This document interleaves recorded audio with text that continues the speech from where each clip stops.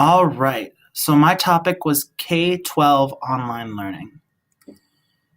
So before I really get started into the topic, I just wanted to give you all a little bit of detail. I was enrolled in a sister school of K-12 called Connections Academy for my 7th and 8th grade years, so throughout most of middle school. So I am fairly familiar with the topic of online learning. So just some background. K-12 is an online learning program that is still considered part of the public education system. So basically, if your parent does not want the student to go to the public school system or feels the student is not compatible with the system, they have the option of sending their child to K-12, Connections Academy, or any of the other online programs. One benefit of this is it's done completely at the student's convenience on their computer. So they could start at 8 in the morning, 12, 7 o'clock at night. It doesn't matter. The one exception to that is the live lessons, which are supplements for lectures and kind of a virtual classroom, which I'll get into a little bit later. Also, schooling is done primarily at the student's own pace, which allows the student to work how he's comfortable, and normally it can either help or hurt the student. I know personally, since I've experienced this firsthand, someone like myself who has more of a procrastination tendency, this can really, really be a big issue because you can easily wait until the very last minute and just not get everything done that you really should have. Another issue that I've found with this online learning system is cheating.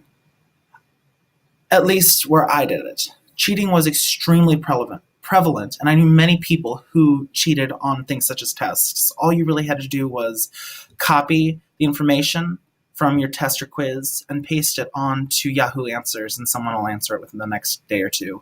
And it didn't matter because since you were working at your own pace, you really weren't held accountable until the end of the quarter. And even though most of these systems say they check if there's cheating, most of the time it gets overlooked, and that harms a student, I believe, in the long run. Okay, so the next element I need to look at is teaching, of course, since this is an education course. Teaching is done primarily through, like I said before, live lessons, which are basically lectures in a virtual classroom. So basically, you have an allotted time, like an actual class, that you have to attend this meeting. The teacher will sometimes draw on the screen to help get across a point, especially in like a math lesson, or he'll share his computer screen so that he can show a video or show a website or show you how to do a project. And as well, there's a little chat box on the side that allows you to check if you're here. Like the teacher will sometimes ask the students to raise their hand or put a thumbs up to say they're listening or they heard what he said. And if he notices that you didn't put a thumbs up or whatever he said, he'll give you a warning. If you get 3 warnings, you get kicked out. So basically, he holds the students accountable and allows them to be able to learn without the threat of not completely paying attention or comprehending the topic. The other main element of teaching they use is just kind of being a mentor or like just someone you can depend on. Basically, they'll call you and make sure you're keeping up with your studies, or if you have any questions, just kind of have somewhat of a person to be held accountable with. And it kind of balances the check of working just on your own pace. And at least from my experience, they try to do this at least once every other week. And then, okay. So another thing are apps or just programs that they use. So the first one I have is K-12 attendance. Basically, its application is in the title. The app allows parents to keep track of how their students are doing and if they're attending classes, if they're getting projects done on time, etc. And this application just records that information for 10 days and allows the students to be held accountable by not only their teacher and themselves, but their parents as well. The next application I have is LearnBop. LearnBop is a math program that helps students who struggle with math understand and grasp the topics better. It's not a required material, but it helps the students if they're really struggling. It also can be viewed from the teacher so that he can kind of see how he's doing. It's almost like a online tutoring system without an actual tutor. And then the final application I have is the K-12 periodic table of elements.